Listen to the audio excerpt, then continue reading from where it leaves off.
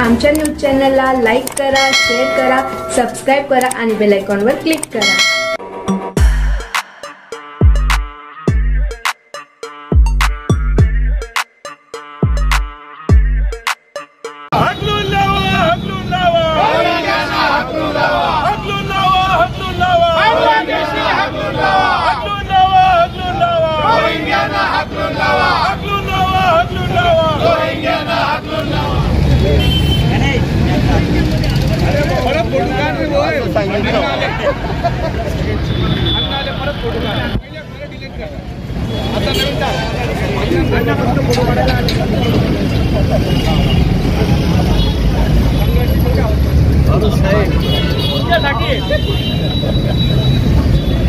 मालेगावला police आयुक्तालय झालंच पाहिजे। मालेगावला पोलीस आयुक्तालय झालंच पाहिजे। रोहिंग्यांना मालेगावातून मालेगावला आयुक्तालय झालंच पाहिजे। मालेगावला आयुक्तालय झालंच पाहिजे। मालेगावला पोलीस आयुक्तालय झालंच पाहिजे। मालेगावला बांगलादेशींना हाकलून लावा।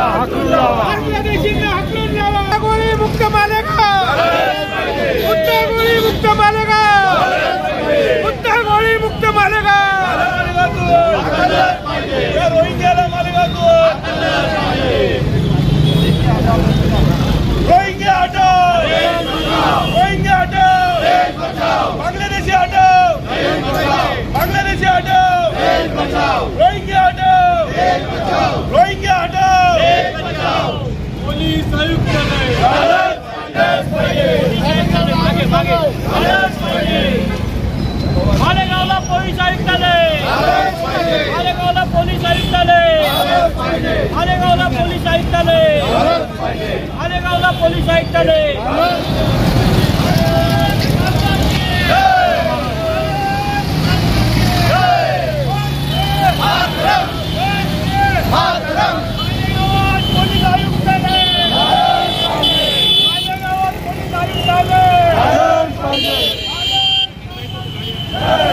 मालेगावला पोलीस आयुक्तालय झालंच पाहिजे। मालेगावला पोलीस आयुक्तालय झालंच पाहिजे। मालेगावकरांची खूप इच्छा होती की मालेगावमध्ये पोलीस आयुक्तालय आले पाहिजे। कारण की मालेगावचे आपण बघतो आहोत की मालेगावचा आपण बाहेर गेलो तर मालेगावची ओळख काय आमची, तर मालेगावची ओळख अशी आहे की विदेशी आतंकवादी लादेन जेव्हा मरतो तर मालेगाव दंगल होते। पाकिस्तानमध्ये पाकिस्तान जिंकतं तर मालेगावमध्ये फटाके फोडतात आणि पाकिस्तान जिंदाबाद म्हणतात। मालेगावची जनता हैराण झालेली आहे। रोजची कुत्ता गोळी हा विषय इतका भयानक झालेला आहे। रोजच्या मोटरसायकल चोरीचा विषय झालेला आहे। लोकांच्या चांगल्या एरियामध्ये जाऊन मोबाईल विस्कवणं चालू याच्यामध्ये हे सगळं झालेलं आहे। मालेगावची जनता हैराण झालेली आहे। मालेगावमध्ये आता परवाच सोमय्याजी येऊन गेलेत, त्यांनी सांगितलं की मालेगावमध्ये सगळ्यात जास्त तुमचे रोहिंग्या आहेत। आमचं असंच म्हणणं आहे की या सगळ्या रोहिंग्यांमुळे, या घुसपेट लोकांमुळे मालेगावची सुरक्षता धोक्यात आलेली आहे। जर आमच्याकडे पोलीस आयुक्तालय आलं तर आमची सुरक्षा वाढणार आहे। 2000 पोलीस येणार आहेत, IPS अधिकारी येणार आहे। मुळात मालेगाव शहराला आज जर पोलीस यार्डस्टिक पाहिली तर 1986 ची यार्डस्टिक आहे। मालेगाव शहर आणि सगळा तालुका आणि जवळचा सटाणा, देवळा आणि मनमाड म्हणजे नांदगाव तालुका या परिसरात मोठ्या प्रमाणात लोकसंख्येची वाढ झालेली आहे आणि लोकसंख्येच्या वाढीबरोबर मोठ्या प्रमाणात गुन्हेगारी वाढलेली आहे आणि यातली मोठी गुन्हेगारी ही देशविघातकाची आहे। 340 कोटीची विजेची चोरी नुसती या शहरातून होते आणि पोलीस प्रशासन याच्यावरती नियंत्रण आणू शकत नाही, कारण त्यांच्याकडची संख्याबळ अतिशय तोकडं असं आहे। आज एका जिल्ह्याच्या बरोबरीचं हे गाव असताना देखील इथं संख्याबळ कमी असल्याने गुन्हेगारीवरती वचक येत नाही आणि इथल्या सर्वसामान्य नागरिकांच्या जीविताचा आता मोठा प्रश्न उद्भवलेला आहे। आणि यासाठी एकच उपाय आहे की मालेगावात व मालेगाव परिसरासाठी आपल्याला पोलीस आयुक्तालय झालं पाहिजे, म्हणजे योग्य ती पोलीस फोर्स आपल्याला इथं उपलब्ध होईल। त्याचबरोबर पोलीस प्रशासनाला ताकद मिळेल की ज्याच्याने गुन्हेगारांची तडीपारी करता येईल, गुन्हेगारांचं स्थानबद्धता करता येईल आणि त्यासाठी मालेगावात पोलीस आयुक्तालय झालं पाहिजे अशी समस्त मालेगावकरांची, सर्वपक्षीय सर्व संघटनांची मागणी आहे आणि त्यासाठी आज आम्ही सगळे इथं जमलेलो आहोत। आज या ठिकाणी सर्वपक्षीय या ठिकाणी धरणे आंदोलनाचा जो काही कार्यक्रम आहे त्यामध्ये राष्ट्रीय सेवक संघ आहे, भारतीय जनता पक्ष आहे, शिवसेना आहे आणि सर्वच पक्षाचे पदाधिकारी या ठिकाणी उपस्थित झालेले.